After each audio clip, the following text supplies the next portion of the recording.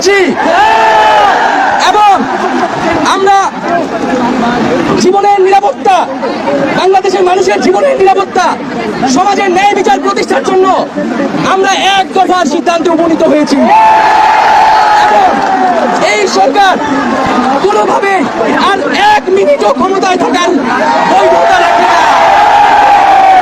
এবং আমরা এমন একটি বাংলাদেশ গঠন করতে চাই, এমন একটি রাজনৈতিক বন্দোবস্ত তৈরি করতে চাই যেখানে আর কখনোই কোনো ধরনের স্বৈরতন্ত্র, কোনো ধরনের ফ্যাসিজম ফিরে আসবে না।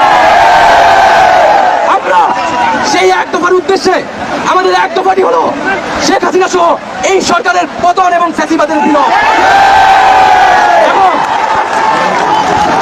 এবং শেখ হাসিনা এবং এই সরকারের লুটপাট, গণহত্যা সহ দুর্নীতি সহ সকল কিছুর বিচার নিশ্চিত এবং আগের সকল হত্যা, গুম, নিপীড়নেরও বিচার করা হবে।